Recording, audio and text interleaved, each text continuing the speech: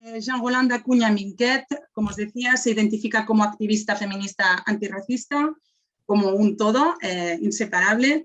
Ha impartido conferencias, cursos, talleres sobre feminismos e igualdad entre mujeres y hombres, empoderamiento de las mujeres migradas y racializadas, migraciones internacionales y gestión de la diversidad cultural, culturas africanas, etc.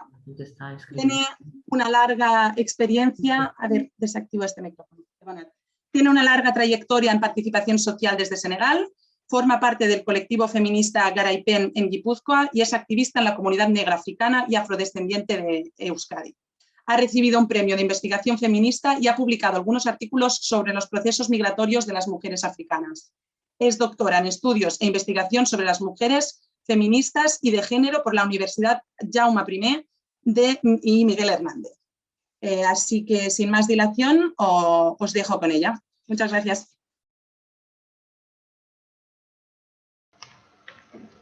Buenas tardes, Rachel León.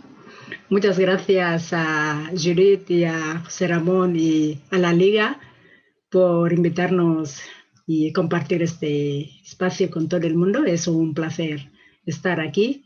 Espero volver de esta sesión con una cosecha muy importante, ¿no? Como ahí de lo que me voy a llevar de todas vosotras. Voy a compartir la pantalla, a ver si me funciona. Vale, aquí.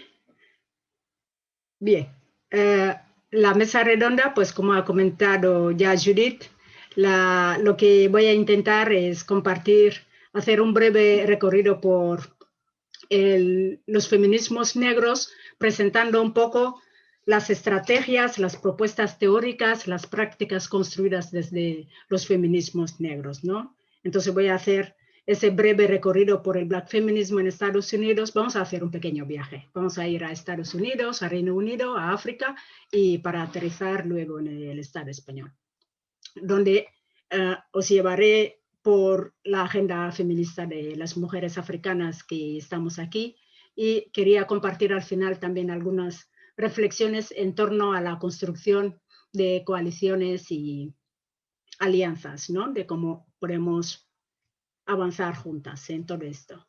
Para empezar, quería subrayar, ya que vamos a hablar mucho de violencias contra las mujeres, subrayar la desigualdad y la subordinación de las mujeres a nivel global, ¿no? Evidentemente, esta desigualdad y subordinación va a tener matices según los contextos, ¿no? Pero al fin y al cabo, pues si miramos en todos los contextos, las mujeres van a tener menos acceso al poder, menos disfruto de derechos, y esto va a ser como una situación general, ¿no? A nivel global. Y dentro de esta desigualdad, la violencia contra las mujeres va a ser la máxima expresión de esta desigualdad. Esta violencia también va a tener características y manifestaciones diferentes según los contextos políticos y culturales. Aquí, por ejemplo, hoy en día, hoy sobre todo lo ha mencionado Judith, estamos todas ahí como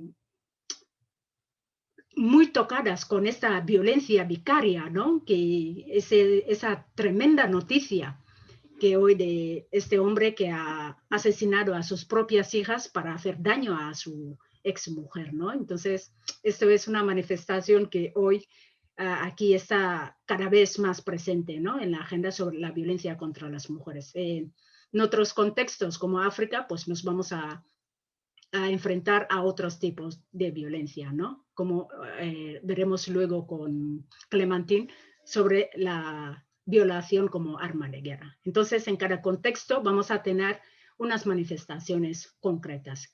Pero lo más importante también que no hay que dejar de lado es la organización social y política de las mujeres, ¿no? En todos esos contextos, las mujeres con mayor o menor fortuna están organizadas y resisten individual y colectivamente contra la violencia. Yo creo que este es un dato que no podemos perder de vista. Algunas con su lucha se ha visto reflejado en las normas sociales, en los imaginarios, en las leyes, y en otros contextos menos. Entonces, pero eso no significa que no estén luchando. Entonces, esto es muy importante tener en cuenta. También nos invito a situarnos, ¿no? En el marco de los derechos humanos como el reconocimiento de la dignidad inherente al ser humano, independientemente de tu sexo, de tu condición social, de tu nacionalidad y cualquier otra característica, ¿no? Entonces, esto es un poco el marco, ¿no? Que quería compartir como una perspectiva desde la cual nos podemos situar para avanzar en esta mesa redonda de hoy. Bien, hablando del feminismo, de los feminismos, como lo queramos llamar, el feminismo es una teoría política, es un movimiento social. Son esas dos cosas, ¿no? Es una teoría política que ha analizado la situación de subordinación de las mujeres, explica las causas de esa subordinación y elabora elementos, herramientas para la transformación social. Pero también tiene esa otra faceta de movimiento social, ¿no? Entonces, y los dos elementos se retroalimentan, eso es fundamental en el feminismo. Pero ¿qué ha pasado con el feminismo? Cuando se empieza a articular como una teoría escrita, fue ese trabajo inicial de articulación escrita fue y publicado, porque también es esto, ¿no? A veces quién ha publicado, qué contenidos llegan, ¿no? Qué conocimiento se difunde en el mundo. Entonces, los primeros textos que nos llegan sobre esa articulación feminista fueron escritas por mujeres burguesas, mujeres occidentales de clase media alta, que entonces están en un lugar de enunciación muy concreto. Mujeres occidentales de clase media alta, mujeres heterosexuales, con todas las capacidades. Entonces, pero lo que han hecho es este análisis decir que esta es la situación de todas las mujeres, ¿no? Entonces universalizan una posición concreta, contextualizada y situada, que es la suya, desde un lugar concreto, desde Europa, desde los Estados Unidos, pero generalizan y erigen la opresión de género como la opresión, la única opresión de las mujeres. Entonces, ¿qué es lo que pasa? Que se niega y se invisibiliza la diversidad entre las mujeres.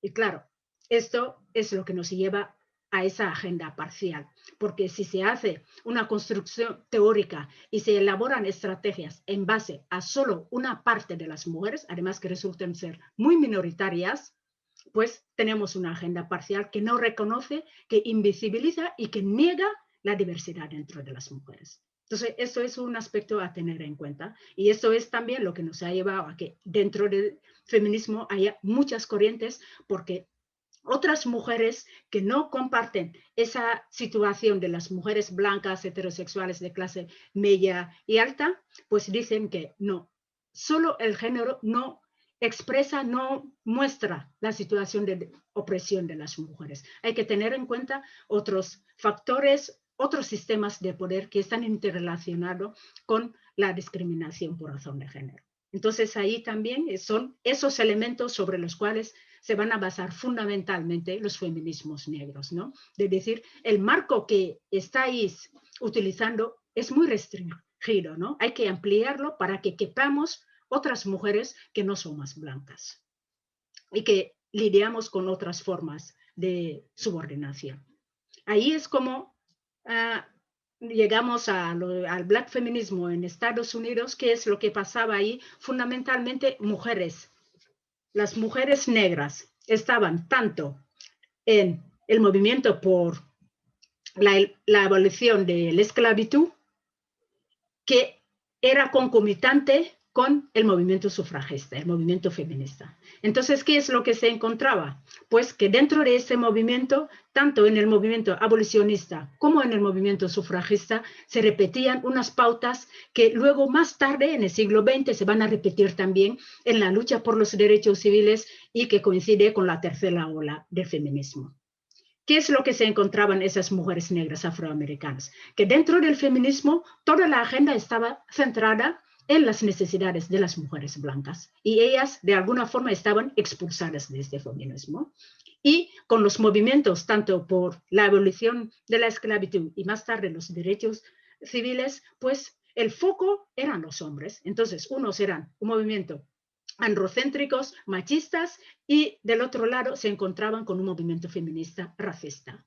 Entonces era como quedar en un terreno de nadie, ¿no? Por eso siempre se comenta que lo ha elaborado bien Mercedes Jabardo, el movimiento de las mujeres afroamericanas se sitúa en la confluencia y tensión, ¿no?, entre esos dos movimientos. Las mujeres afroamericanas se encontraron con que de repente no encajaban ni en uno ni en otro. Y es que no pueden partirse en dos. Son mujeres y son negras, ¿no? Entonces, esto es lo que les ha llevado a decir, no estamos encajando en tenemos que construir una teoría propia que se basa en nuestras identidades, una teoría que se basa en las experiencias de las mujeres negras y desde ahí construir una propuesta política, una propuesta de transformación que pueda cambiar nuestras vidas, ¿no? Entonces, ¿qué es lo que desde ahí empiezan a tejer, ¿no?, y a articular? Que las mujeres negras, las imágenes que había sobre ellas, de los estereotipos, todas esas imágenes negativas, había que deconstruirlas y reconstruir una feminidad negra, afrocentrada en este caso, que recoge también las experiencias originadas en la esclavitud, porque para ellas esto era fundamental. El racismo, la esclavitud y de ahí el racismo era fundamental en su experiencia de discriminación. Entonces, empiezan ahí de proporcionar imágenes positivas a las mujeres afroamericanas para que puedan reconstruir su autoestima, ¿no? Y reivindicar que las ideas que desarrollan desde el feminismo se tienen que ser mucho más abiertas y también visibilizar los aportes de las feministas negras a la teoría feminista. Entonces, ¿qué es lo que aportan fundamentalmente, ¿no?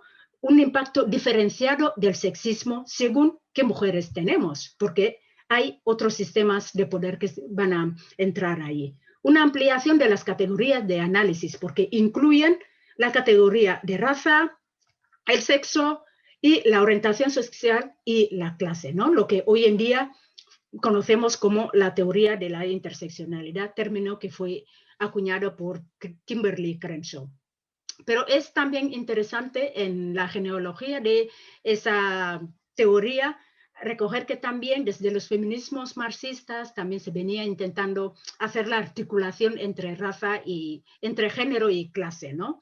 Y luego más tarde también desde colectivos feministas en Estados Unidos empezaron a hablar de la simultaneidad de opresiones y Patricia Hill Collins al final teoriza la matriz de dominación en la que nos situamos todas y según los contextos nos vamos a situar en una posición de privilegio, de opresión o de resistencia, ¿no? Que al final es lo que Kimberly Crenshaw ha resumido con la palabra interseccionalidad. Entonces, aportan un nuevo marco de análisis que va a enriquecer la teoría feminista y permitir enfrentar las opresiones desde otros puntos de vista.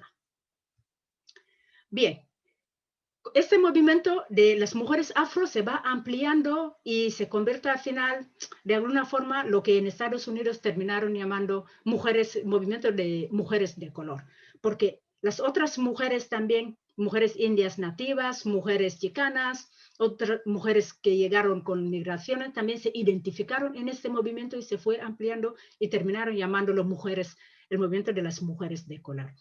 Ese movimiento, esas ideas se fueron recogiendo en el Reino Unido, toda esa herencia la recogen en Reino Unido, pero a ese análisis centrado en el racismo, la opresión, basado en el racismo también interrelacionado con la sexualidad y la clase y el género, lo recogen las feministas migradas, las feministas que vienen del contexto del gran imperio británico, ¿no? Que también hay que tener en cuenta en este momento que era Reino Unido, que eran mujeres que venían de Asia, de África, del Caribe, otras mujeres que han nacido ahí y se identifican bajo la negritud como una identidad política, no porque sean tanto solo mujeres negras, ¿no? Como podemos entender, porque, como he comentado, venían de diferentes horizontes. Entonces, como su experiencia está relacionada con las migraciones, el imperialismo y el colonialismo, pues se sitúan desde ahí. Entonces amplían esos ejes de opresión.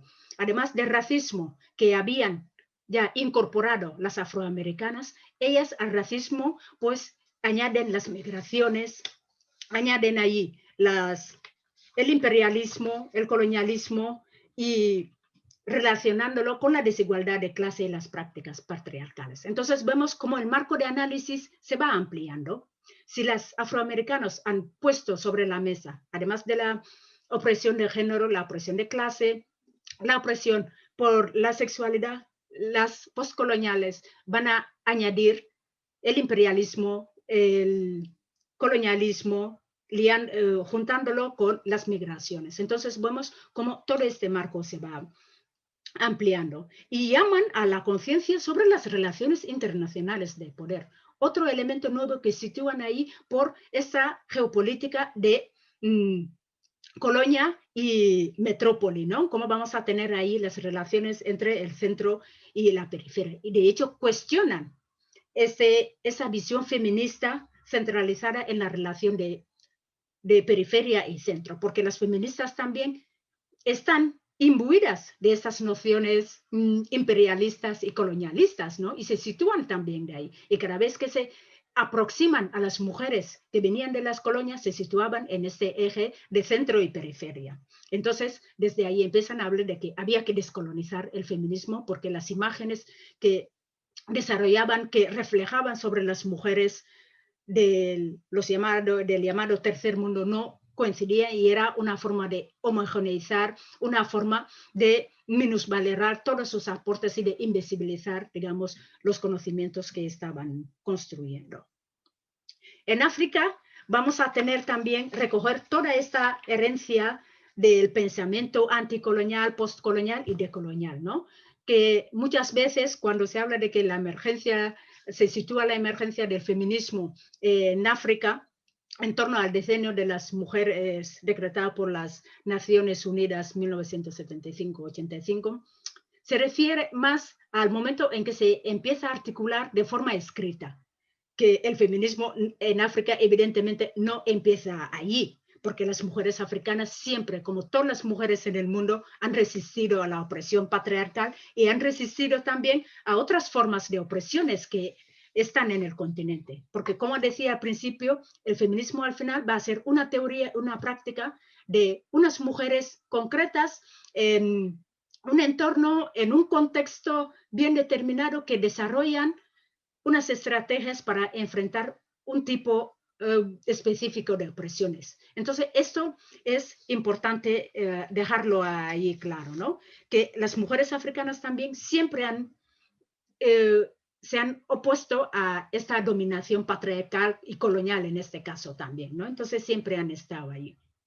Un elemento también que había que tener en cuenta es la ambivalencia en torno al término, ¿no? A principio, que muchas se decían, no, yo no soy feminista, porque entendían que era como otra de las políticas colonialistas, ¿no? Imperialistas desde Occidente. Pero yo creo que ahí también se ha ido trabajando mejor este tema. De hecho, muchas han intentado no utilizar el término, utilizando otros que también se recoge desde Estados Unidos, que también se posicionaron ahí con el humanismo, o otros han hablado de feminismo humanista, del modernismo, negofeminismo. Entonces han intentado utilizar otros términos para nombrar el feminismo que se está haciendo en África, ¿no? Entonces esto también es un elemento ahí a tener en cuenta.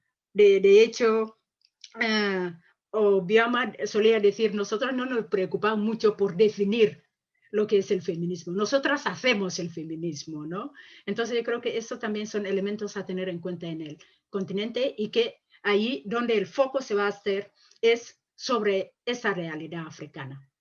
Una realidad africana donde hay que tener en cuenta esas relaciones internacionales de poder que sitúan a los países africanos también en una relación donde es el norte que domina, el norte que controla, que mantiene un poco sobre lo que esa estructura colonial, esa estructura triangular al final, ¿no? De la colonialidad, sobre la colonialidad del poder, que hace que son los países del norte que dictan las normas de cómo se rigen los mercados, y esto tiene un impacto muy fuerte en la vida de las mujeres. Y esto es, al final, lo que el resultado, Congo va a ser, la República Democrática de Congo va a ser un ejemplo, ¿no?, de esta alianza criminal entre el patriarcado, el capitalismo y la colonización. Entonces vamos a tener ahí esa articulación muy, muy, muy imbricada en este concreto que luego también nos va a presentar Clementine. Bien, sobre algunas cuestiones así interesantes, si queremos mencionar algunas características del feminismo en África. Creo que ya se me está acabando el tiempo. Vale, aquí algunas cuestiones centrales que van a girar en torno a las cuestiones de paz, de derechos, las reformas legales, un poco cómo las mujeres están organizadas en el continente para avanzar sobre sus derechos, teniendo en cuenta, poniendo el foco sobre las cuestiones relacionadas con la educación, los derechos sexuales y reproductivos. Voy a pasar porque ya no me va a dar tiempo para más. Voy a comentar rápidamente un poco la agenda feminista aquí en el Estado español de las mujeres africanas, cómo se está situando, ¿no? Desde esa conciencia triangular de la colonialidad y que pone, que cuestiona, ¿no?, esas verdades del feminismo occidental para construir una teoría desde el sur global. Aquí también las mujeres africanas, las mujeres afrodescendientes que estamos aquí, otro problema, nuestro gran problema va a ser el racismo también, ¿no? Entonces, la articulación va a girar en torno a esto, de reivindicar un reconocimiento de nuestro reconocimiento como mujeres con capacidad de transformación social y política, nuestra agencia, una visibilidad de nuestras necesidades en la agenda global del feminismo en el continente, ¿no? Que no me da entrar tanto en un poco las manifestaciones de racismo, cómo se vive y cómo la gente, las personas negras, las personas racializadas al final resisten a este racismo en el Estado español. Para terminar, quería apuntar aquí algunos elementos un poco para la reflexión, ¿no?, que podemos luego seguir en este aspecto. Sobre cómo si desde, es más una invitación, ¿no?, a las feministas aquí occidentales de si podemos un poco descentrar la mirada de los propios dolores de las feministas de aquí, que todo el mundo, todas las mujeres vivimos opresiones, pero son diferentes según el contexto y dónde. En ese caso, tener en cuenta de que hay mujeres que viven unas opresiones mayores que otras, ¿no? Y qué es lo que podríamos hacer un poco para acompañarlas, para ayudarles un poco, caminar juntas con ellas, ¿no? Pero también hacerlo sin paternalismos, hacerlo sin tutelaje, hacerlo con unas formas inclusivas, hacerlo con prácticas antirracistas, hacerlo con prácticas decoloniales, ¿no? Estamos un poco dispuestas a hacer este camino juntas, ¿no?, de emprender este camino. Otro tema también es en torno a asumir la responsabilidad, ¿no? Nuestra responsabilidad también en las violencias que viven otras mujeres, en este caso las mujeres del Congo, ¿no? Aquí podríamos decir que quien no tenga un móvil, que levanta la mano, ¿no?, que aquí está el mío. Pero no se trata de trabajarlo desde la culpa, de decir, somos culpables y entonces ya nos instalamos en una posición de, bueno, ya que estamos sentenciadas, pues ya no podemos nada. Es desde la ética de la responsabilidad, que nos puede llevar a la concienciación, que nos puede llevar a la acción.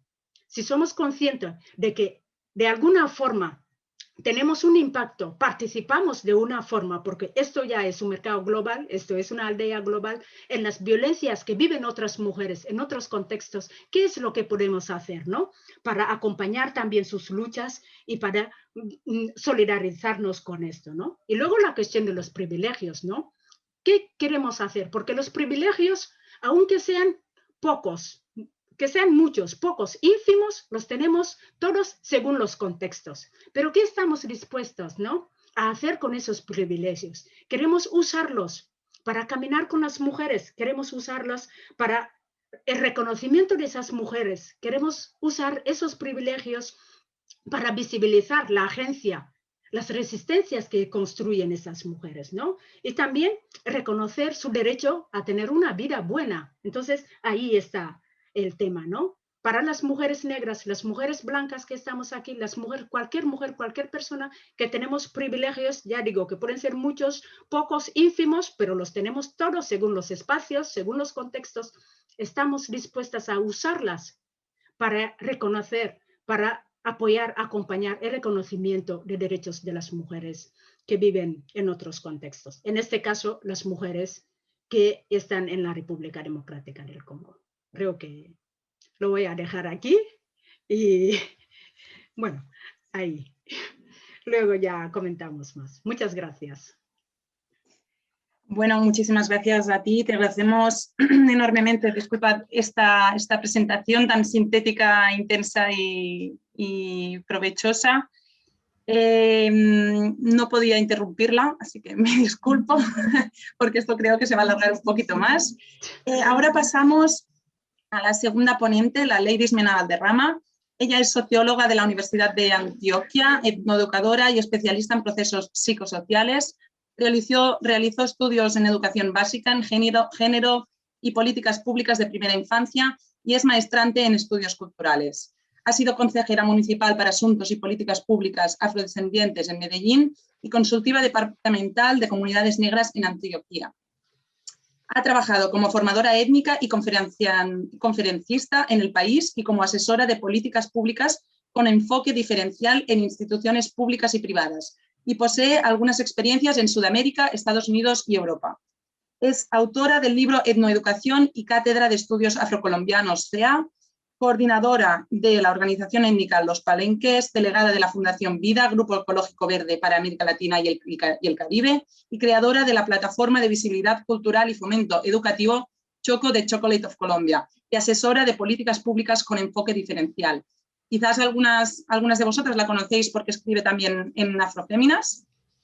Y bueno, aquí tengo una lista infinita de algunos reconocimientos como galardón de dispersos e inéditos del doctor Emilio Castelar de 2019 o de lideresa comunitaria de 2017 de Medellín. La lista es enorme, prefiero dejaros con sus palabras, que nos nutra un poco más y que sigamos desde este enfoque de la negritud corporal femenina. Gracias. Judith, muchísimas gracias. Bueno, gracias a todas y todos. Muchísimas gracias, José, por este espacio. Muchísimas gracias, Analía. Bueno, realmente es un honor para mí estar aquí. A las compañeras, las hermanas que hemos podido bueno, encontrarnos, ¿cierto? Y que nuestros ancestras han hecho que nuestros vientos circulen en las mismas direcciones. Así que, bueno, muchísimas gracias. Es todo un honor para mí. Y bueno, encantadísima. Así como dice Judith, desafortunadamente nos faltará tiempo.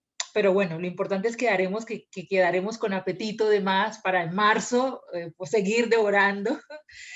Y bueno, yo voy a hablarles sobre el cuerpo femenino negro. Voy a compartirles aquí una presentación chiquita que tengo para que pensemos eso del cuerpo femenino y luego pensemos eso del cuerpo femenino negro.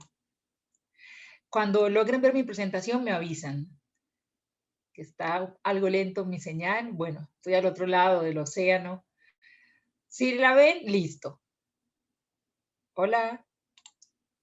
Sale una pantalla negra conforme estás compartiéndolo. A ver, quizás es que tarda un poquito, antes nos ha pasado también.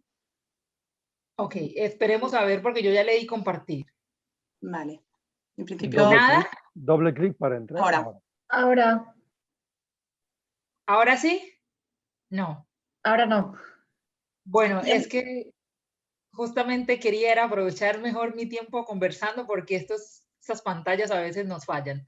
Ahora pero díganme si funciona. ahí la ven. Ok, sí, perfecto. Bueno, entonces, pensar el cuerpo, luego pensar el cuerpo femenino y pensar el cuerpo femenino negro. Dice Malcolm X, o decía, que la mujer negra era la persona más irrespetada, más abandonada y menos valorada del mundo. Es decir, si hay un cuerpo, si vamos a hablar de un cuerpo femenino negro, no podemos dejar de lado cómo se construye el cuerpo. En ese sentido, tendría que apelar un poco a lo que plantean los clásicos de la filosofía como Nietzsche o los clásicos del marxismo como Marx y Hegel, al decir que el cuerpo es el lugar sobre el que recae la opresión. Es decir, el cuerpo no es un ente autónomo o no es un ente libre como tal. También dice la grandiosa Yvonne Berger que lo que no se entienda en el cuerpo no se entiende en ninguna otra parte. Pero vamos por pedazos. Lo primero, cuando hablamos del cuerpo, tenemos que entonces pensar en ese espacio construido socialmente para colonizarlo. Es decir, la colonialidad se inscribe en los cuerpos. El patriarcado se inscribe en los cuerpos. La modernidad se inscribe en los cuerpos. Por eso es en los cuerpos donde debemos también inscribir la decolonialidad o los feminismos negros decoloniales. Pensar en el cuerpo femenino negro es indudablemente pensar en marginalidades múltiples. En el caso de Chris Shaw, que nos enseñó la interseccionalidad, tendríamos que hablar de las mujeres negras o del cuerpo femenino negro como un cuerpo vejado triplemente. Primero, es vejado por ser un cuerpo construido como femenino. Segundo, es vejado por ser un cuerpo construido como negro, es decir, un cuerpo racializado. Y aquí voy a hacer más énfasis, porque un cuerpo racializado, en palabras de la grandiosa Judith Butler, es un cuerpo que no importa. Eso ya también nos lo había dicho Fanon. Al hablar del cuerpo negro, del cuerpo africano, del cuerpo de los migrantes africanos en Martinica, como unos cuerpos colonizados, ¿cierto? Es decir, no podemos entender o querer entender las mujeres negras o las mujeres afrodescendientes si no reconocemos cuál es el lugar que social e histórica y políticamente se ha dado a esa configuración de la feminidad. Ya sabemos que a partir del patriarcado, a partir de la dominación masculina que se ejerce sobre la construcción femenina, hay una desventaja de lo que se construya como lo femenino, porque es el patriarcado, digamos, es un círculo de poder, de dominación, que se sustenta a partir de unos sistemas de valores sociales que se presentan como naturales, en donde se usan las diferencias biológicas para naturalizar la opresión y la dominación. Digamos, hasta ahí. Es general, por decirlo así. Pero entonces cuando ya empezamos a entender esas particularidades subjetivas, como nos planteaba la grandiosa Lelia González, al hablar de que es que no se podía seguir en América Latina entendiendo el asunto del género sin la raza. Y justamente no podíamos seguir entendiendo el asunto del género o el problema del género sin la raza, porque es allí donde las mujeres negras configuran unas dimensiones múltiples de opresiones que invisibilizan o imposibilitan la construcción de un cuerpo femenino negro libre, autónomo, ¿cierto? Y que goce efectivamente de derechos. Bourdieu nos ha enseñado que es en el cuerpo donde se inscriben los hábitos. Por lo tanto, es en el cuerpo donde se inscribe el poder, la dominación. En ese sentido, el cuerpo negro es un cuerpo manchado, tachado de dominación. Porque cuando empezó el proceso de la trata transatlántica, los cuerpos oscuros que habían sido denominados oscuros por Grecia, además, que estaban en África, recibieron un subvalor y bajo esa construcción de esa idea de subvalor de ese cuerpo, se consolida entonces la masificación de esa trata y se comienza a reemplazar la mano de obra indígena que ya estaba casi extinta en las Américas, producto de los vejámenes que sufrían en la esclavitud. Y dice Belalcázar, es que allá hay una gente oscura, fuerte, resistente. Y eso para mí es muy complejo porque es una idea que todavía está inserta en la sociedad moderna, en la sociedad actual, incluso al interior de las mismas personas negras o afrodescendientes. Se tiene la idea de que somos fuertes por naturaleza, blood woman, blood strong, que somos fuertes, que somos fuertes.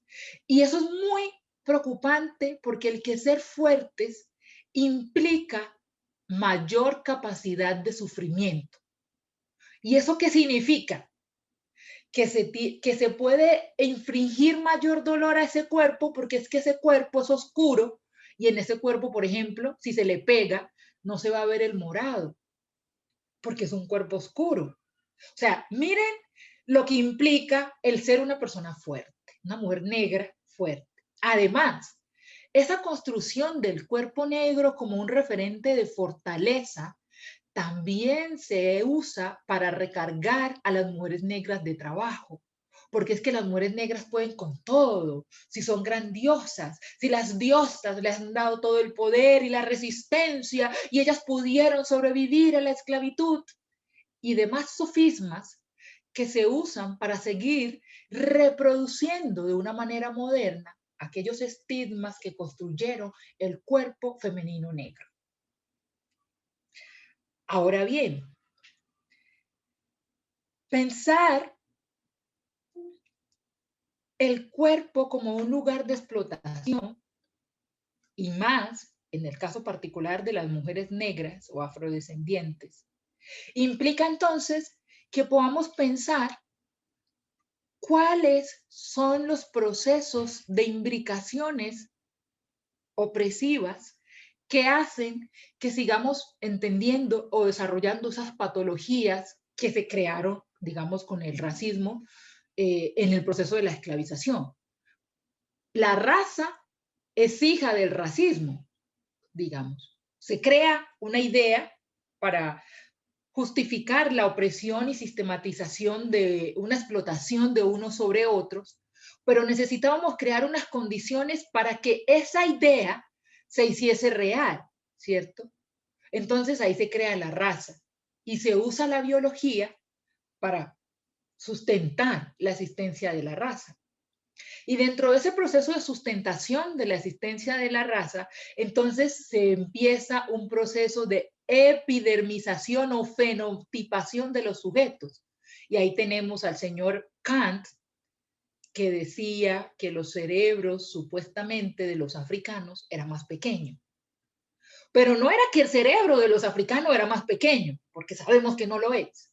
Pero necesitábamos poder darle un soporte al racismo como un asunto biológico.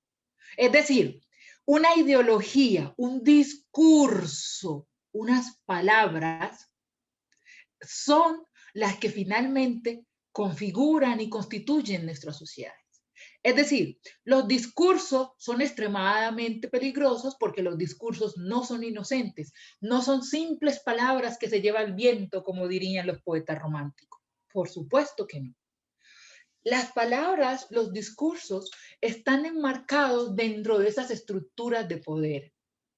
Ahorita, al principio, Judith decía, o Judith planteaba, que vamos a hablar en español. Por supuesto que vamos a hablar en español, porque nosotros, en el caso de Latinoamérica, somos colonizados por España. Entonces, nuestro idioma natural, eso de natural entre comillas, es el español. Pero ese no es un ejercicio natural, fue un ejercicio de dominación. Y ese es un ejemplo pues simple que se nos pasa desapercibido. Entonces ahora pensémoslo en el cuerpo. ¿Qué hace que un cuerpo sea femenino? ¿Qué hace que un cuerpo sea negro? Judith Butler también nos plantea eso, que es que los cuerpos se construyen en correspondencia a los ejercicios de dominación que se haga sobre estos. Por ejemplo, el que estemos aquí discutiendo y hablando y queriendo profundizar sobre esas construcciones o esos procesos de feminismo que las mujeres vienen trabajando alrededor del mundo, habla de que hay un ejercicio de poder y dominación sobre nosotras, que es justamente por eso que nos tenemos que preocupar por cambiar esas transformaciones. Cuando hablamos de que todo está escrito en el cuerpo, es porque el cuerpo finalmente es esa cartografía a la que se le imprimen los ejercicios de dominación. Marielle Franco, de Brasil, nos decía que ser mujer negra era resistir todo el tiempo. ¿Qué implica resistir? Implica entonces que hay varias aristas de opresiones. Y cuando ella dice todo el tiempo, miren lo que eso significa. Que el cuerpo negro femenino es un cuerpo de lucha, es un cuerpo de resistencia, porque hay tantas fuerzas que oprimen, que están generando opresiones, que es imposible entonces no ser un cuerpo de resistencia. Porque las opresiones están en nuestros cuerpos. Por ejemplo, el fetiche de la sexualización de las mujeres negras. Si caminamos, que somos una danza andante, que nuestros cuerpos calientes, que nuestras pieles exóticas. Es decir, los ejercicios de dominación están escritos en el cuerpo. Por ejemplo, cuando una persona negra es asesinada, por su cuerpo se le prejuzga. Ah, no, es que ese negro, quién sabe en qué andaba metido en malos pasos, o alguna cosa, o ella se lo buscó, ¿cierto? Porque hay unos cuerpos que no importan, como ya nos dijo Blurer. Hay unos cuerpos que no valen, y el cuerpo femenino negro es ese cuerpo que está en el último lugar de opresión, de marginación, de vejación, de invisibilización, de negación. Y es muy difícil porque se ha querido romantizar esas prácticas residuales del racismo y de la colonia bajo el discurso de que somos fuertes, de que somos lindas, de que somos poderosas. Pero no se dan las discusiones ni los ejercicios de reconstrucción al interior de los procesos para abordar esas situaciones particulares que hacen que la vida de las mujeres negras o afrodescendientes sean bastante complejas. Me voy a situar ahora en Colombia particularmente. En Colombia, actualmente se tienen varios grupos guerrilleros activos. La disidencia de la guerrilla de las FARC, que en el 2016 hizo una negociación de paz con el gobierno o empezó un proceso de negociación de paz con el gobierno, pero que gran parte, digamos, de esa guerrilla, una parte de esa guerrilla no se acogió al acuerdo de paz. Está la guerrilla del ELN, está la guerrilla que está pues por los valles de los Santanderes, están grupos paramilitares o de autodefensas en funciones. Además, hay bandas criminales y ejército y policía. Pero todos estos grupos criminales o legales e ilegales tienen en común que en el ejercicio de la guerra toman los cuerpos de las mujeres negras como botines. Es decir, ¿qué hace que un guerrillero o un paramilitar, un soldado, un militar, policía, viole a una mujer negra que está en la ruralidad donde se desenvuelve el conflicto armado colombiano? Tiene que ver con esa idea de construcción del cuerpo femenino negro como un cuerpo para vejar, como un cuerpo para violar, como un cuerpo para matar, como un cuerpo que puede resistir cualquier cosa porque es que resistió la esclavitud. Miren la violencia tan compleja de ese discurso. Y claro, porque cuando uno se adentra en los libros de historia, de las pocas narraciones un poco cercanas a la realidad que hicieron los sobrevivientes de las prácticas sobre las que se ejercía, digamos, el sometimiento, uno dice, ¿cómo es posible que estas mujeres pues sobrevivieran? O sea, pues yo digo, pues yo con menos ya me hubiera muerto. ¿Cómo es que ellas ellos sobrevivieron a esos vejámenes y están allí? Entonces, es una manera de naturalizar la violencia sobre los cuerpos oscuros, sobre los cuerpos que han sido construidos como cuerpos negros. Porque la otra discusión, digamos, que aún está por dar, es la discusión de que la idea del cuerpo negro, del cuerpo oscuro, de este cuerpo racializado, no es una idea que corresponda a las personas racializadas. Decía Toni Morrison que las definiciones corresponden a los definidores, no a los definidos. Y ahorita que yo les decía que el discurso es un asunto de poder, que no es un asunto natural, tiene que ver exactamente con eso, porque los procesos de racialización lo ejerce Europa cuando se encuentra con el resto del mundo y se erige a sí misma como la civilizada. Y es más, ni siquiera es toda Europa, parte de Europa occidental, los que tenían el poder, los que ya habían empezado a acumular riquezas con las guerras y las invasiones internamente. Es decir, para racializar hay que tener el poder para poderlo hacer. Y ahí lo que les decía ahorita del asunto de cómo se usa la biología, la naturalización, para construir categorías de raza que entran a consolidar o a configurar nuestra estructura social.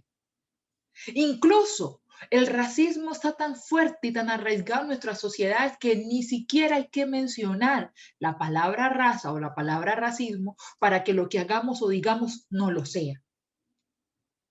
Por ejemplo, la televisión latinoamericana. Allí uno puede ver muchísimo de la representación de los cuerpos negros o de los cuerpos racializados, los cuerpos racializados femeninos. Se construye una noción a través de la televisión de que los cuerpos que habitan esta territorialidad son unos cuerpos muy parecidos a Europa, muy blancos, pelos lacios, ¿cierto? Y eso de alguna manera es un discurso que entra a querer invisibilizar los procesos de pues, mestizaje o de racialización que se emprendieron, digamos, en este continente, en donde la mayoría tenemos rasgos de afros, rasgos de indígenas, porque se sufrió un proceso violento de colonización a través de los cuales estos cuerpos eran usados a su antojo, digamos, a su voluntad. Pero el cuerpo femenino negro es el cuerpo más despreciado, más invalorizado, porque sobre este cuerpo recaen miles de opresiones. Aquí voy a mostrar este cuadrito chiquito, no sé si lo ven, sí.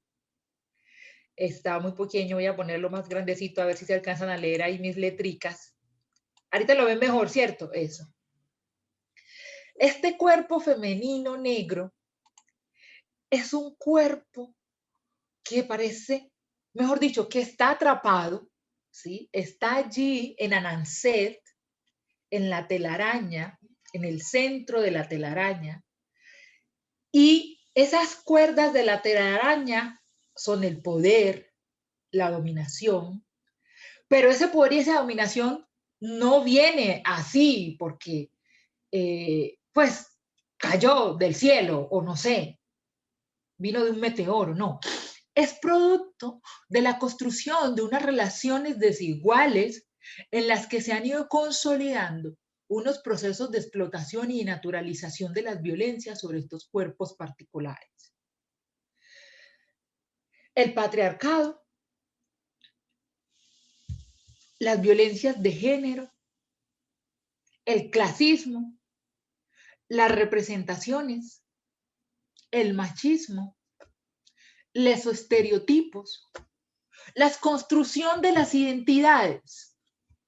Y es ahí donde Latinoamérica tiene gran deuda con las personas afrodescendientes, porque se está insistiendo en la construcción de una identidad global para invisibilizarnos, para desconocer esos procesos de identidades particulares en donde las personas afrodescendientes debemos estar inmersas. Y entonces también se plantea la identidad como un asunto global para invisibilizar el problema del racismo, porque el racismo está tan anquilosado en Latinoamérica que, mejor dicho, ya se naturalizó, ¿no? Y cuando se quiere hablar de eso y de cómo nuestra construcción de las naciones tiene que ver con ese proceso de consolidación del racismo, ya cuando se empiezan a construir acá los estados y que se gana la guerra a España y que se logra a través de los ejércitos patriotas, digamos, abolir el dominio español sobre las tierras de la Nueva Granada o lo que hoy conocemos como Latinoamérica o había ya en el pasado. Se invisibilizan esos ejercicios de enunciación desde la afrodescendencia. En el siglo XIX, siglo XX, se empieza a sufrir una indigenización del continente latinoamericano. Y dentro de ese proceso de indigenización, obviamente promovido por la Iglesia Católica y los académicos o la academia latinoamericana, se invisibiliza lo negro, se invisibiliza los aportes dentro de la construcción de la nacionalidad de las distintas territorialidades latinoamericanas de la gente afrodescendiente. Y entonces las menciones que se hacen son muy, sobre lo afrodescendiente, sobre las personas negras son muy pocas, son muy vagas. Porque es que ese cuerpo oscuro, ese cuerpo construido oscuro, que les cuento, comienza con la invasión de Grecia a África, que no se llamaba África. Grecia le puso ese nombre y lo puso de acuerdo a su idea de ver el mundo. Gente oscura que les da mucho el sol. Y luego, los procesos de consolidación de esas prácticas racistas se vienen y se traducen acá en América Latina en los ejercicios matizados dizque a través del afecto. Entonces, creemos que seguir entendiendo los cuerpos feminizados negros como unos cuerpos de resistencia es supuestamente hacer un reconocimiento a la fuerza y la valía de esas mujeres. Pero lo que no se dice y lo que está detrás de esa afirmación es que si el racismo no siguiera fuerte dentro de nuestra estructura social, las mujeres negras no tendrían por qué ser resistentes y valiosas y valientes.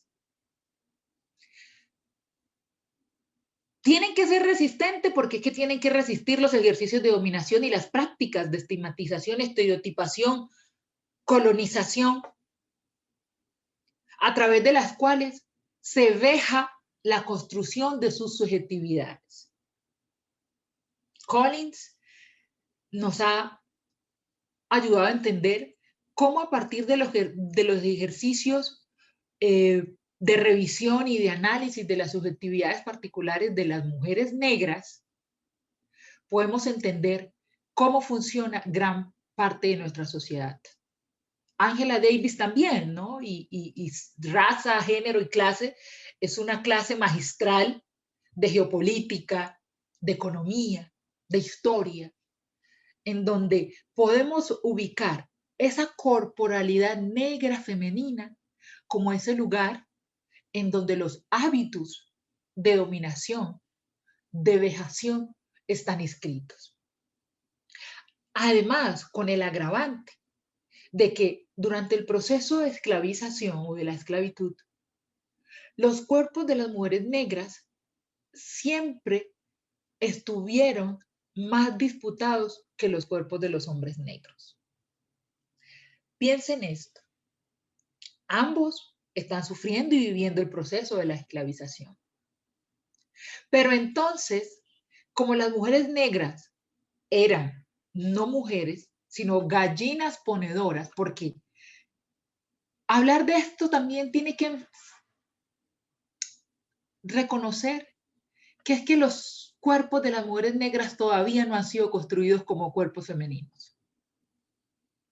Porque cuando las mujeres blancas ya estaban pudiendo ir a una universidad, porque habían ganado el derecho a estudiar y habían ganado el derecho a votar, las mujeres negras ni siquiera eran mujeres. Las mujeres negras ni siquiera eran mujeres. Todavía estaba la ley de segregación en Estados Unidos, donde las personas negras no eran personas negras. Y cuando se gana el voto para todos, supuestamente, todas las mujeres negras no podían votar, ni siquiera podían circular por la calle que pasaba al frente de su casa, sin que fuesen encarceladas, sin que fuesen violadas, linchadas, colgadas de un árbol. Entonces, ¿de qué cuerpos femeninos negros hablamos?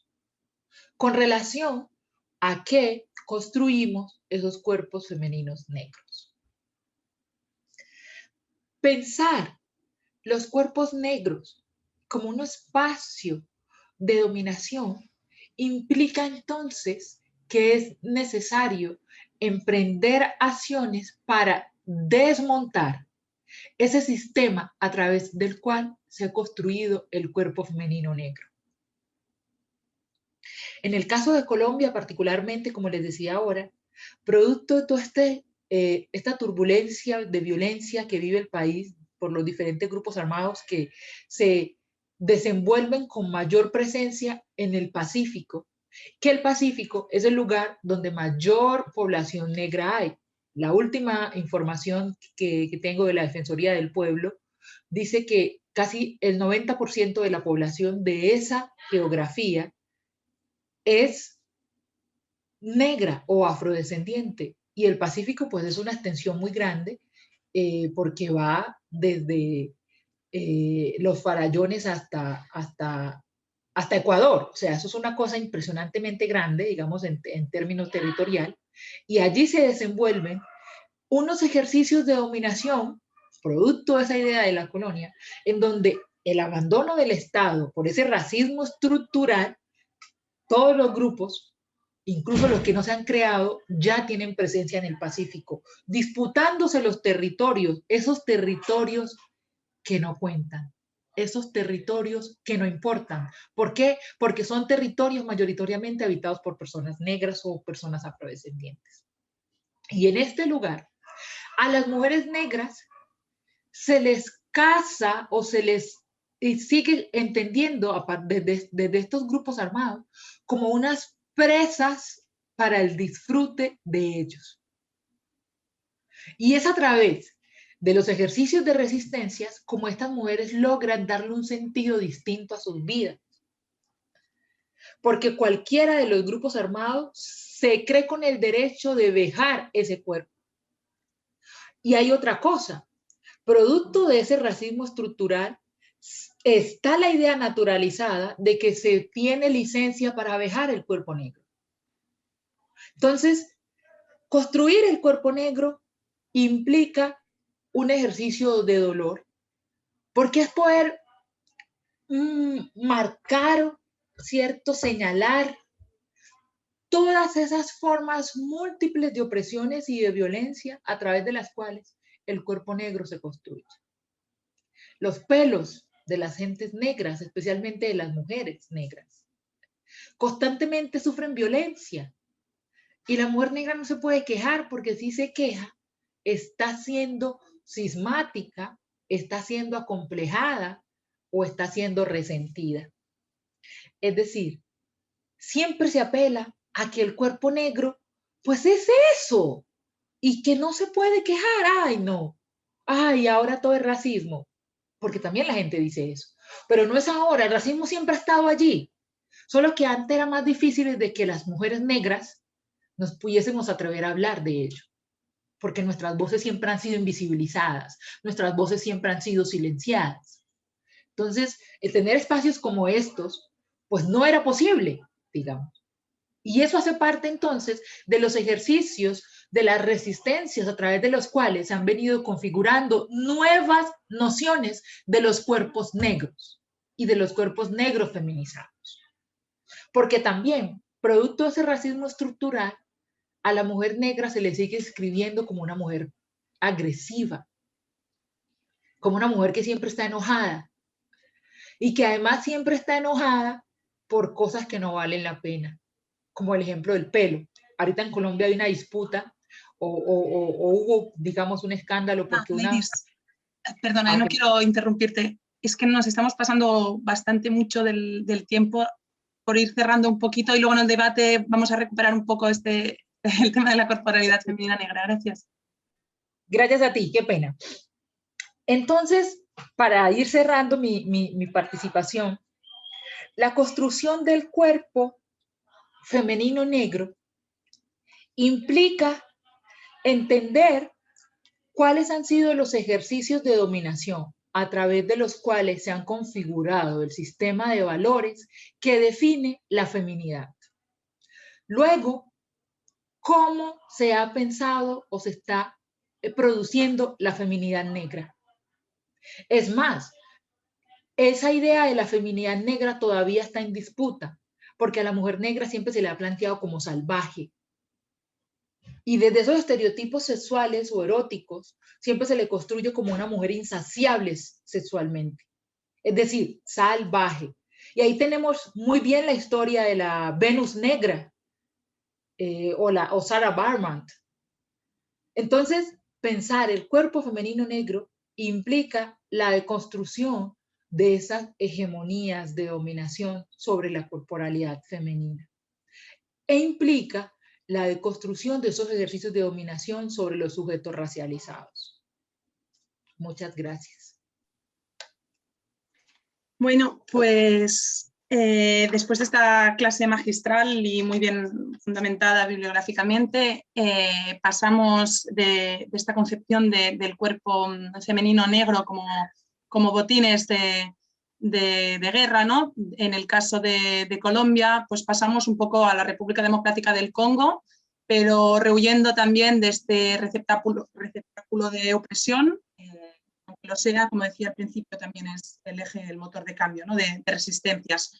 Pasamos ahora a acabar, perdonad por el retraso, porque creo que tendremos que seguir en marzo con monográficos o algo, porque vamos muy tarde, pero bueno, merece la pena.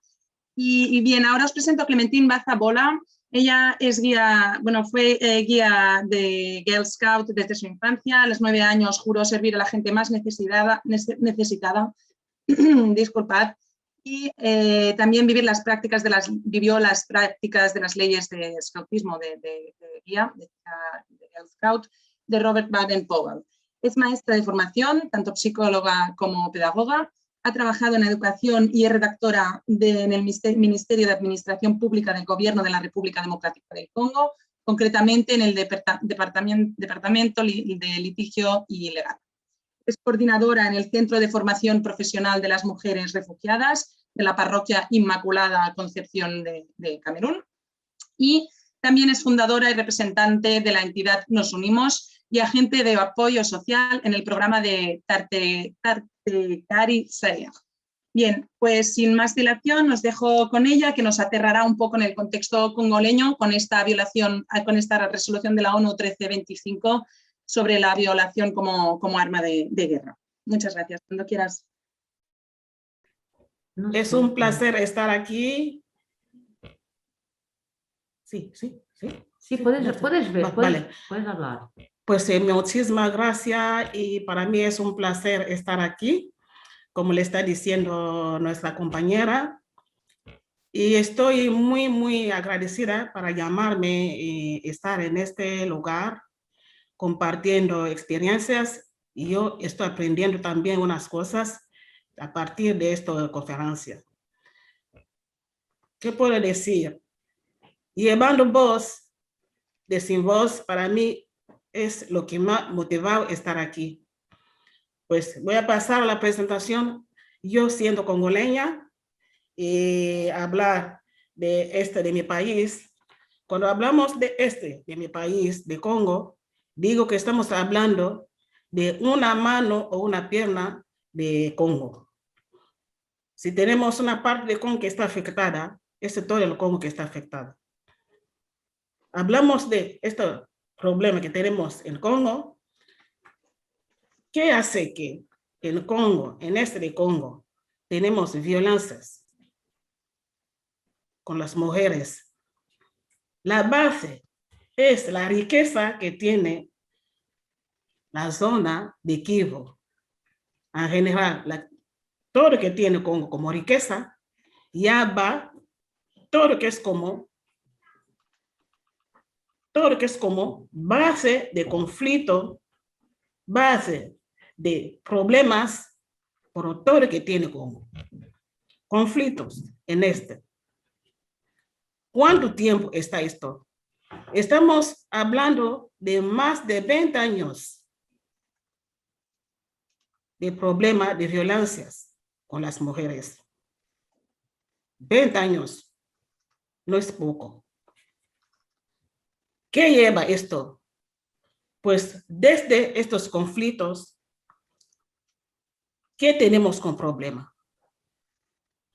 Voy a hablar de estadística que tenemos antes de empezar el fondo del problema que está pasando con las mujeres en este equipo. 48 mujeres son violadas cada hora en general, para que sepáis, y para que la gente que nos escucha. Segundo, en estos 28 personas hay niñas desde 3 años hasta 80 años, para que sepamos cuál es el problema que está en Congo. En este, fíjate, de 3 años hasta 80 años, con esta edad la gente está violada. Luego, en general, tenemos 400,000 mujeres de entre 15 y 49 años que están violadas cada momento. En Kivu, solo en Kivu, estamos hablando de 16,000 mujeres en un año, casi está violada. Pasamos el norte de Kivu, 1,000 mujeres han sido violadas. En 1,000 mujeres que han sido violadas, hay 67 mujeres violadas cada día. Mira qué fuerte si una persona como una niña, una anciana, que la última vez había una anciana de 80 años, niños violadas, ¿dónde vamos? ¿Dónde vamos? Estoy aquí como presentando lo del este del Congo, pero yo digo que el este del Congo es la mano de todo el Congo. Cuando una mano se enferma, es todo el país que se enferma. ¿Qué hacemos? ¿Qué pasa con las mujeres violadas? El problema del este ha generado en Congo un grande bajo de vida, falta de futuro, genera desplazamiento, rompe todo lo que es como dignidad a la gente. No hay dignidad. La gente está indignada. Las mujeres, el arma que utiliza para destruir las familias es la violación a las mujeres. Las violaciones en Congo es el arma para destruir familias, pueblos y comunidad. La vulnerabilidad que trae todo esto indigna la sociedad congoleña. Hay varias marcas de violencia, destrucción, de sexo de las mujeres, violación para aprovechar de una niña o una mujer por poco dinero, ¿Quiénes son? ¿Quién está violando? Las Fuerzas Armadas, civil, rebelde. ¿Qué ocurre cuando una violación pasa a una mujer? ¿Qué ocurre? Por tabú, la mujer no puede hablar. Cuando habla o cuenta con una vecina, ella está desconsiderada de la asociación. No está considerada, no le considera asociación, no le escucha. Está criminalizada, la criminalidad. Cuando discrimina a una mujer, la mujer pierde la esperanza. La mujer tiene la dificultad para recuperar. La mujer violada pierde todo que tiene con familia, pierde el marido y falta todo a ella, la dignidad. Ahora, yo voy a hablar de la valentía que tienen las mujeres que están afectadas. ¿Qué valentía tienen? Han formado grupos entre comunidades para poder salir adelante. Pues no vamos a quedar así, vamos a salir adelante. ¿Qué grupos? Entre ellas, a una empieza a aconsejar al otro. Es lo que han hecho las mujeres en primera parte. Entre nosotros, ¿qué vamos a hacer? Entre nosotras, ¿qué vamos a hacer? Antes de llegar fuera, las mujeres han luchado a hacer algo entre ellas. A una vecina me van a aconsejar, porque tengo la seguridad con mi vecina. Sí, falla cosas de tabú, pero han tenido lo que se dice espíritu de grupo para ayudar a una al otro. Luego, podemos felicitar las asociaciones que están haciendo escucha, sensibilización, atender, buscando soluciones. Estas acciones están ayudando al pueblo. Si no había sensibilización, el tabú podía quedar ahí. Pero el tabú está desapareciendo por sensibilización. Ahora, ¿qué hay como apoyo? ¿Qué hay como apoyo? La valentía que tienen las mujeres que han sacado asociaciones, mujeres periodistas, que están llevando la voz fuera para que autoridades sepan lo que está pasando. Porque falta a veces que lo que pasa en Kivu llega fuera, llega donde el gobierno para poder actuar. La valentía de las mujeres, abogados, grupos, puede contar a una que he tenido suerte de escucharla, a Kanzi, que recibió el premio de Asturias aquí. Ella cuenta todo lo que está pasando aquí. De ella yo he recibido algo de información. Siendo yo una mujer del sur, no podía saber nada, porque Congo es un país muy grande. Pero desde la voz de mujeres abogadas, de mujeres periodistas, de asociaciones, de ONGs, hemos podido conseguir escuchar y sentir el peso de Kivu.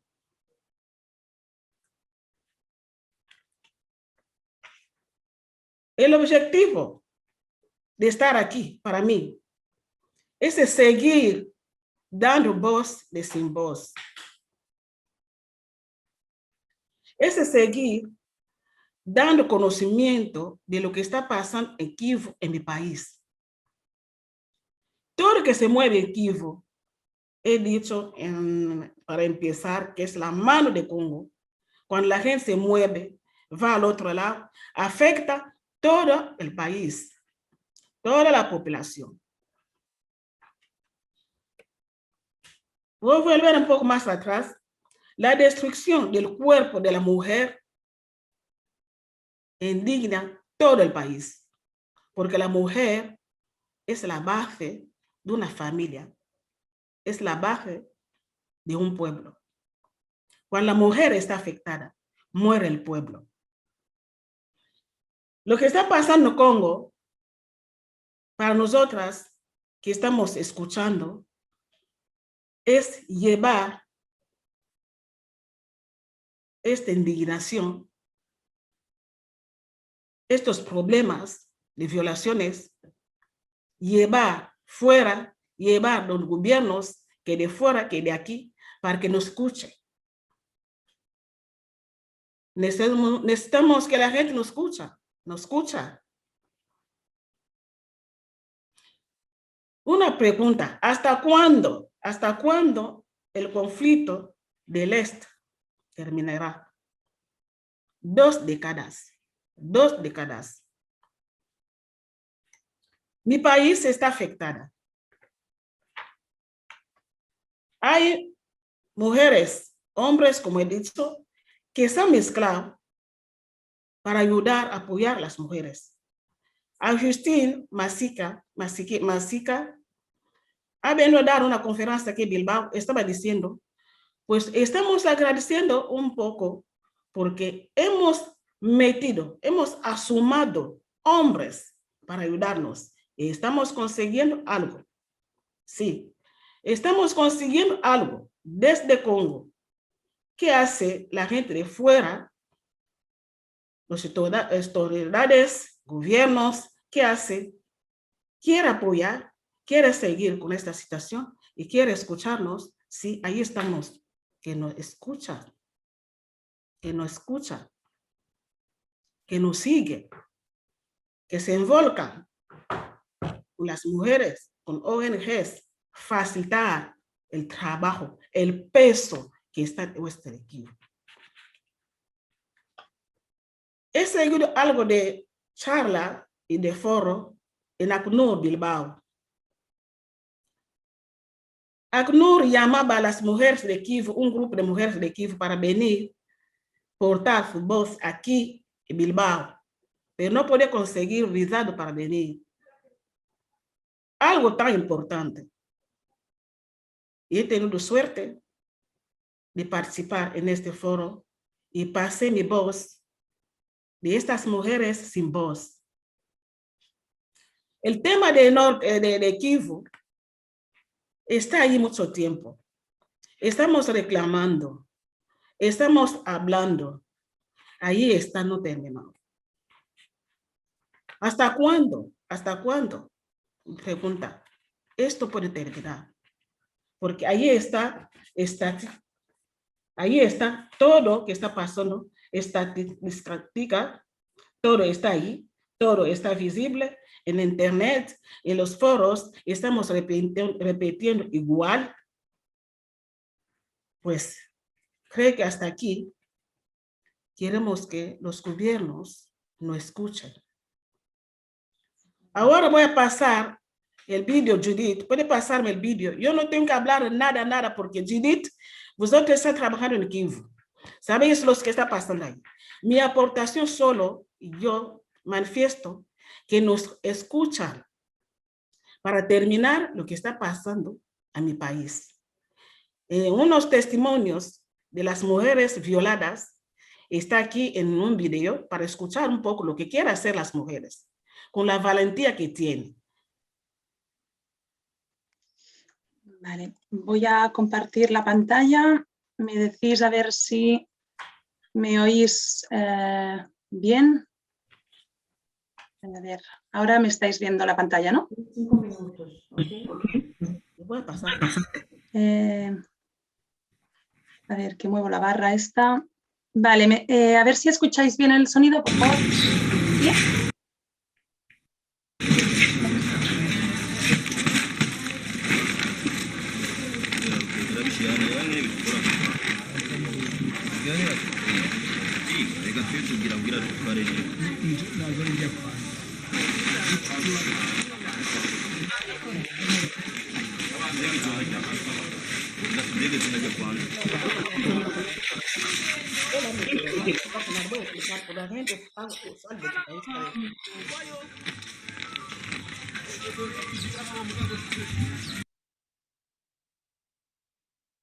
Je suis âgée de 34 ans. Je suis mariée, mais malheureusement, je n'ai pas d'enfant. J'ai vécu à Baraka, dans le territoire de Fizi. Là où j'ai vu les femmes qui sont stressées à cause de la guerre.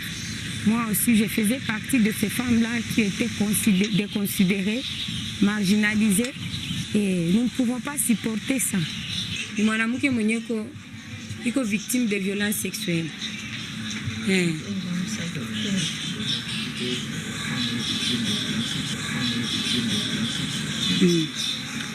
Mwanamke ile hali ya kupata ile ujeuri vile ubakaji natuma mwanamke anakuwa na maisha ya stress na traumatisme. Lorsqu'il y a un problème, je ne savais pas par où entrer ou par où sortir. Mais pour le moment, en échangeant avec d'autres femmes dans les réseaux sociaux, je me sens libre. Lorsque j'ai un problème, je change avec les autres pour chercher une solution. Wakati wale wamama wanafika ku program, tunaitilize ma strategie za kubasaidia kutoka mwa ile hali. Kwanza tunaona kwa wingi tunaona ni wanawake weko ba vulnerable na tena biko na ile matatizo yote yenye tulisema pale mbele. La coutume congolaise, plusieurs coutumes congolaises marginalisent la femme. Donc, je souhaiterais ainsi que je sois promis comme femme, être un leader dans une organisation quelconque. C'est ça mes ambitions.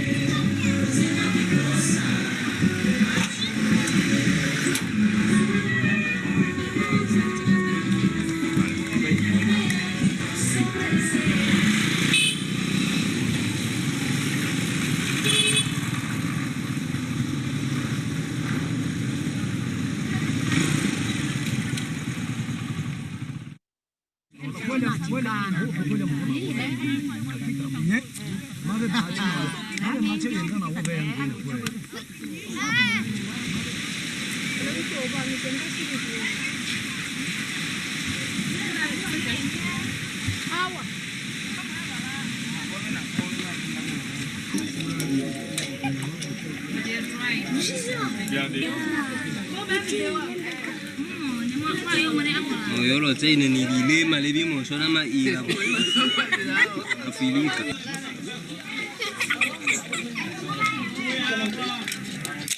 Perdona, ¿me avisas hasta qué minuto quieras que lo ponga?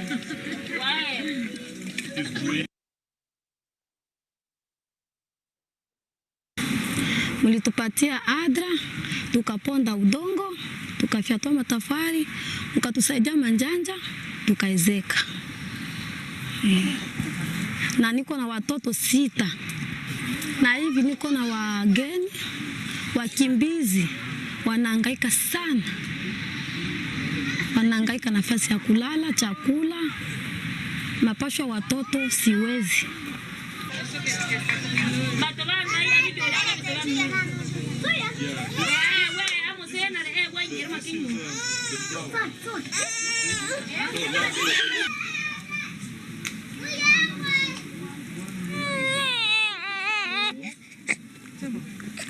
Maisha yangu sijui gisi Mungu anipangia. Na kama Mungu anapenda, sijui penye anapanga. Ndoto yangu mimi nilikuwa napenda maisha kama nyumba yangu kwanza ipate kuwa ya mzuri, ipate kulisha watoto. Ndio maisha yangu sasa inakuwa vizuri, lakini sina.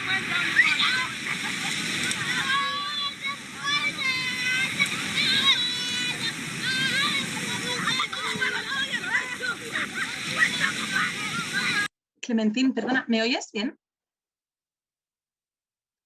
El micro, que lo tienes cerrado. Tienes que activarlo. Por aquí abajo a la izquierda, que está tapado en rojo, así tachado.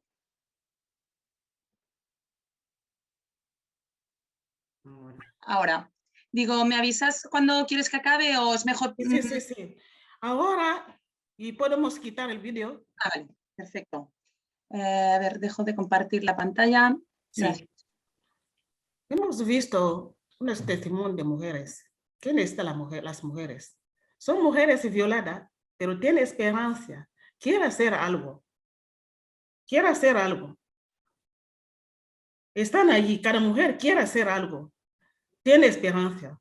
Ahora, si hay periodistas, hay abogadas, hay médicos, hay ONGs que están ayudando. Creo que lo que está haciendo para ayudar psicológicamente, materialmente, de problema, apoyo material, sanitario, creo que será necesario de apoyar esos ONGs que están trabajando para que tengan la fuerza de seguir todo lo que están haciendo. Porque ahí estamos. 20 años no es poco, es mucho. Ahí está. Por cada día estamos hablando. Mi punto, para terminar, digo, la necesidad del pueblo Congo es ayudar y apoyar a gente que está trabajando allí. Y no va a seguir esta situación si la paz no llega en el terreno. Porque lo que está en origen es falta de paz. Los conflictos. Si termina esto, sí tenemos la solución. ¿Hasta cuánto? ¿Hasta cuánto?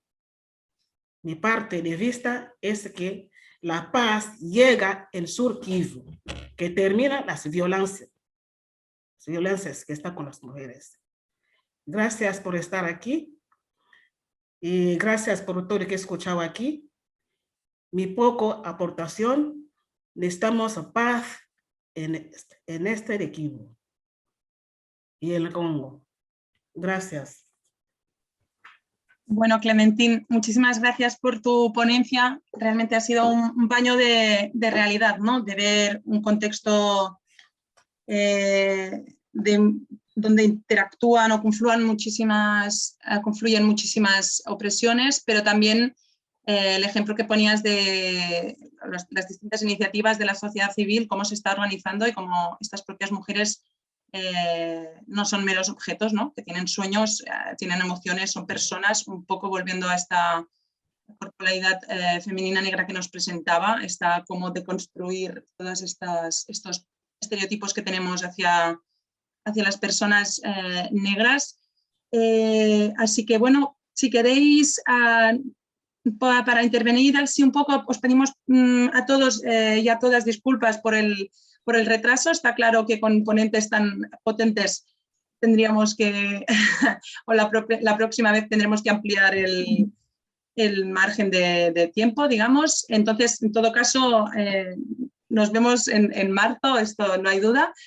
Si queréis, ahora podemos abrir las cámaras, quien quiera participar con la cámara. Si no, vemos aquí en el chat que hay un par de preguntas o comentarios de Josep Ramón. No sé si alguien antes tiene algún comentario, alguna valoración o pregunta, sencillamente que abra el micro de la cámara o que hable por el chat. Me gustaría hacer un comentario cortito y bueno, primero que todo agradecer, es un gusto de verdad, muchas gracias por el espacio, por haberse pensado ustedes como fundación este espacio. En cuanto a la pregunta que hacía Josep sobre que si es un asunto de la construcción de la masculinidad, que siempre se está pensando en la dominación del otro. Ahí quisiera traer a cotación los trabajos de Mbembe, este filósofo africano y intelectual que está en Inglaterra y Estados Unidos. Él plantea la necropolítica y en su trabajo de la idea de necropolítica va hilando muy delgado cómo la construcción de lo masculino se está pensando desde allí, desde la dominación.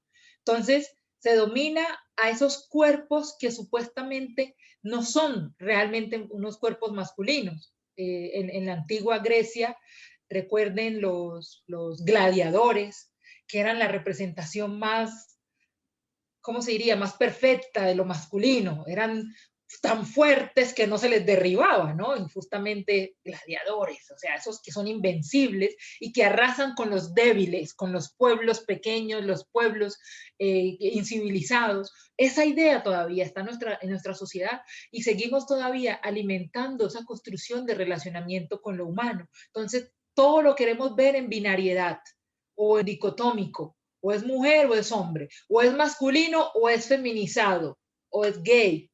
En palabras colombianas, ser gay pues es también una ofensa a la masculinidad y se usa una expresión muy peyorativa que se llama marica, para representar que no vales, que no importas, que estás deshonrando supuestamente esa idea de ser un verdadero hombre. Incluso se usa esa palabra, un verdadero hombre. Entonces, tiene que ver con eso y cómo esas formas todavía están ahí, digamos, latentes en las formas en las que nos relacionamos. Sí, pero si me dejáis preguntarlo más en viva voce, que diríamos, o sea, yo, respecto a lo que podíamos, y el discurso que habéis comentado, Jean Roland mismo, sobre el feminismo negro. Cuando hablamos de feminismo negro, más que nada habéis hablado, y me parece muy interesante, en relación más bien con nuestra sociedad, en nuestra sociedad occidental, ¿no? O sea, en Colombia mismo es igual, o sea, en Europa, en Estados Unidos, etcétera, ¿no? El tema de la racialización de las personas y la doble, digamos, humillación y dominio y, digamos, discriminación de la mujer cuando es negra o de otro color, ¿no? Por decirlo así, que no me gusta la expresión tampoco. Pero yo decía, pues, por el tema de más relacionado con el Congo, que allí no, la agresión, las acciones criminales, ¿no?, de la violencia o la violación sexual hacia las mujeres, como la Clementine decía, desde muy niñas, bebés, casi hasta muy mayores, no se produce entre dos razas o etnias diferentes, ¿no? En el caso de cuando la histórica guerra en Europa, de Bosnia, en la ex Yugoslavia, donde las grandes violaciones y se acuñó también el tema, digamos, de la violencia sexual como arma de guerra, bien, en la Europa blanca, por decirlo de alguna manera, ¿no? Ahí no había, digamos, discriminación por raza. Digo que si entonces interviene otros aspectos que a lo mejor no hemos matizado, en el caso de que cuando hay un conflicto, la mujer es mucho más vulnerable que en cualquier raza, etnia, lugar del planeta, ¿no? Y entonces hay otras razones del por qué, entonces estará más relacionado con la masculinidad, ¿no? La fuerza y también los intereses de dominio, ¿no? De dominio del territorio o de la población, humillando a la población a través de las mujeres, que son, digamos, el alma mater de la familia y de la sociedad en el fondo, ¿no? No sé si me he explicado un poco mi pregunta, no sé si Jean Roland podría comentarlo. Sí, te has explicado perfectamente. Y lo último es dónde está la clave, ¿no? Porque en general en muchas de esas sociedades comunitarias, que es en el caso de África, pero en general en casi la mayoría de las sociedades en el mundo, ¿no? Las mujeres se construyen como depositaria de la esencia de los pueblos. Entonces, ¿cómo puedes destruir un pueblo? Destruyendo a las mujeres. Esa es la clave. Y también Clementine lo ha subrayado, ¿no? Porque destruyendo a las mujeres, destruyes a las familias, destruyes a las comunidades. Entonces, este es ahí la clave. En una situación de guerra, lo que prevalece es la destrucción, aniquilar al enemigo. Y la manera más fácil, aparte del asesinato de los hombres, violando a las mujeres, esta comunidad termina de tener esa destrucción completa, porque ahí vemos también ese estigma que está sobre las mujeres que han sido violadas, cómo se les rechaza. Hay problemas terribles con esto, ¿no? En esas partes del mundo donde ha habido guerras y se ha utilizado la violación como arma de guerra, ¿no? Entonces, esto es la destrucción. Dañando a las mujeres, destruyes las comunidades, porque las mujeres están concebidas como la esencia, son el pegamento de las comunidades. Entonces, si están destruidas, pues has ganado la guerra. De ahí la resolución 1325 de la ONU un poco para la situación de digamos, la violencia o la violación en zonas de conflicto, ¿no? Para proteger a las mujeres, sí. Por eso es considerado crimen contra la humanidad, ¿no? Porque el grado de destrucción es extremo. Extremo. Es extremo. No sé si hay algún comentario más, si alguien se quiere animar. Si ha sido mucha información que tenemos que ir a no sé cómo decirlo en castellano, digamos, consolidándola. A mí me ha gustado especialmente, así si nadie, mientras tanto, a ver si alguien se anima, me ha gustado mucho la parte que comentaba, bueno, todas las partes, pero una parte en especial, que es esta fantasía, ¿no? esta sexualización de las mujeres que comentaba Ladies. Tengo aquí una frase de Joan Nagel que dice, un imaginario sexual, bueno, que la mujer negra, ¿no? El cuerpo de la mujer negra ha sido un imaginario sexual en el que se proyectan las fantasías prohibidas hacia África, América, o lo que se conceptualiza como pornotrópicos, es decir, lugares creados bajo una imagen exótica y pornográfica donde pudieran depositar sus perversiones. Claro, lo que comentaba de que es hablar, que todas las formas tan bien disimuladas de racismo, ¿no? Con este embellecimiento del cuerpo y de las danzas, de la fuerza. Es muy interesante porque al menos en nuestros entornos, cuando te encuentras día a día con comentarios o actitudes, es como no estoy diciendo nada malo, justamente lo estoy realzando, ¿no? Con estos diminutivos de negrito o de color o estas historias. Entonces, claro, yo cuando me encuentro con gente muy cercana que me dice, yo no, ¿cuántas parejas has tenido o no negras? Estoy diciendo que es muy bonita o esta hipersexualización y digo que esto es fruto de tal. Claro, ¿cómo conseguimos comunicar todo esto, ¿no? con este bagaje teórico dentro de los feminismos negros? Es decir, ¿cómo lo intentamos hacer ver? Esperamos que este acto sea una manera, ¿no? Pero que tenemos que seguir en pie allí visualizando estos micro o macro racismos, ¿no? Porque bueno, hay Jacint Creus, que es un antropólogo valenciano, que dice el paternalismo es una forma de autoritarismo, ¿no? De ahí estos diminutivos y este embellecimiento de cuando hablamos de África todo es bonito, ¿no? Este es el otro extremo, ¿no? Entonces, bueno, encuentro especialmente interesante esta vía de investigación, de no dejarla al margen porque quizás es menos persuasiva o directa, pero es igual de temeraria. Y no sé si alguien quiere compartir alguna opinión, si no iremos cerrando, como queráis.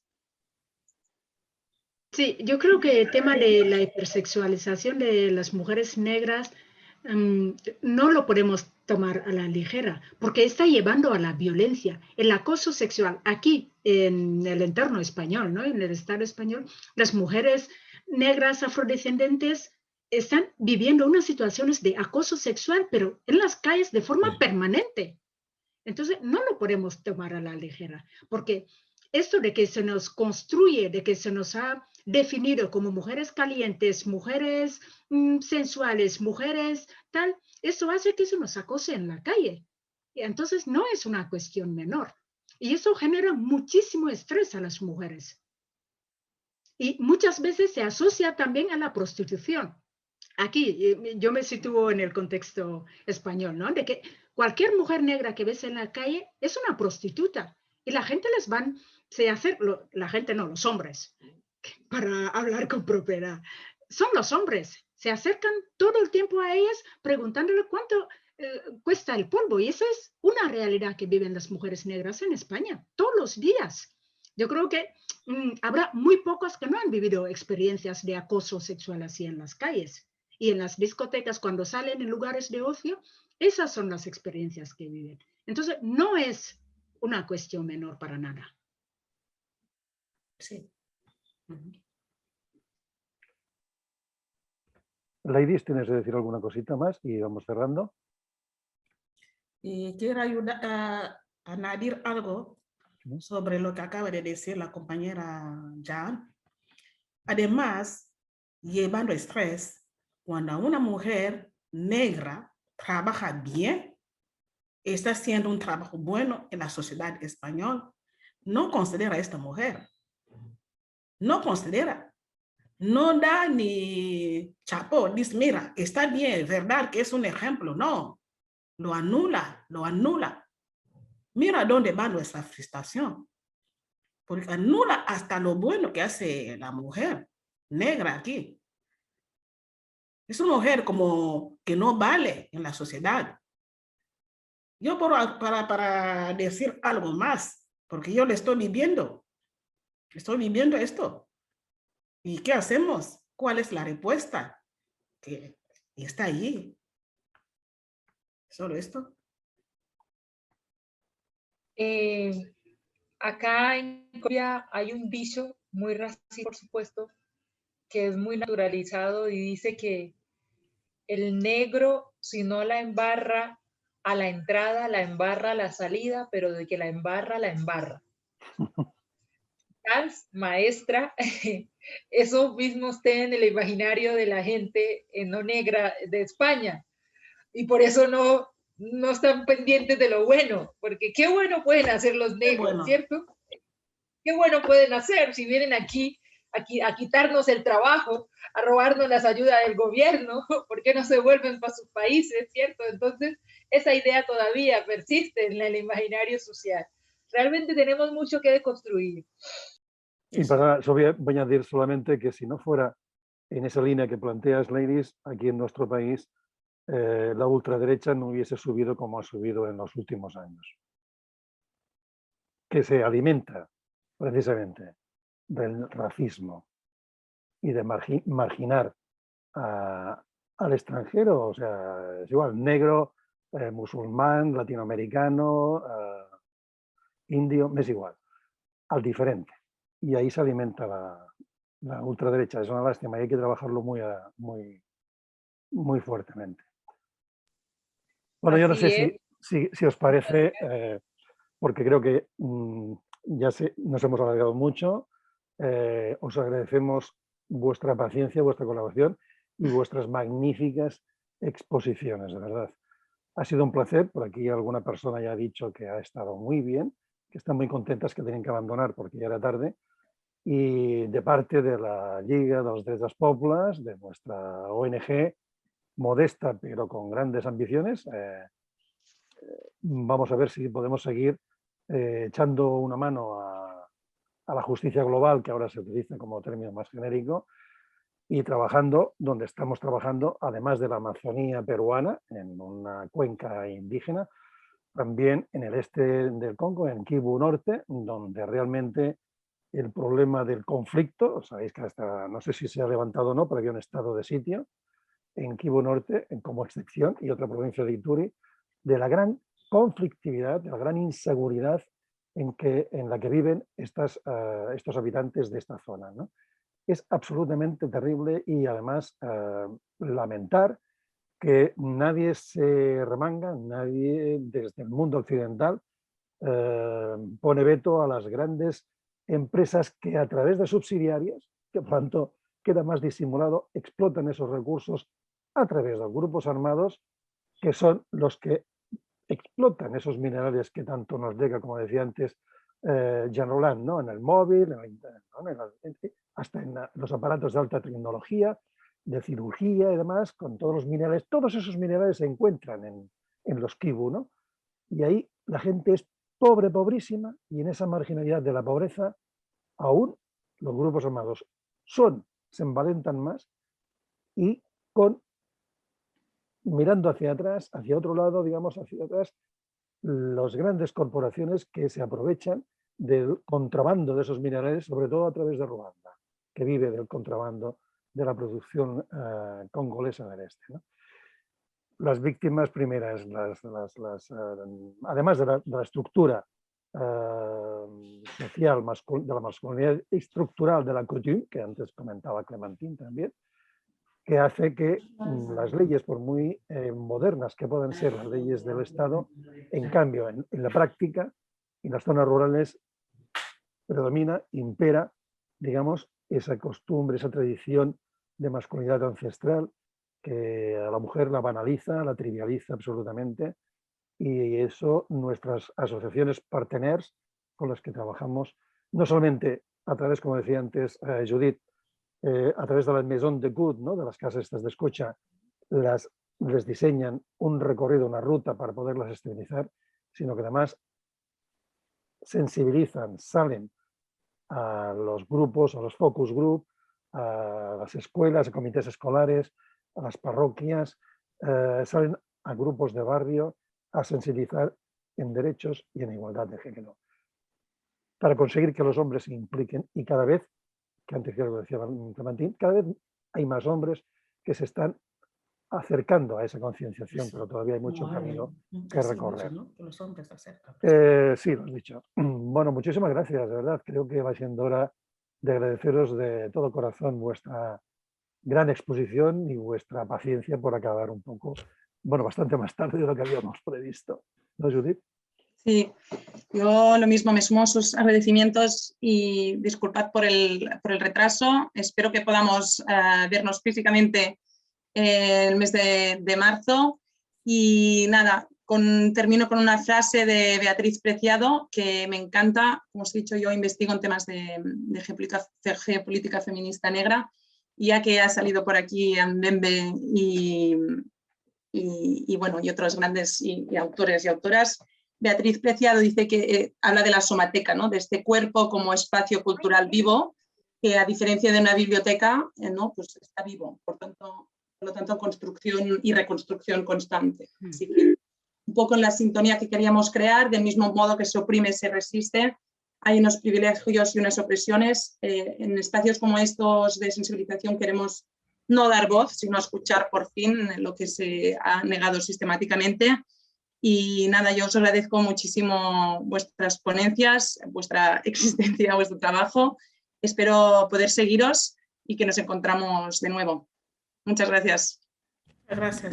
A los asistentes. Gracias a ustedes. Hasta otra ocasión. Gracias. Afectuoso saludo. Chao. Muchísimas gracias. A vosotras. Vale. Miesker, un placer, ¿eh? Igualmente. Igualmente. Buenas noches. Adiós, buenas noches. Chao. Agur. Agur.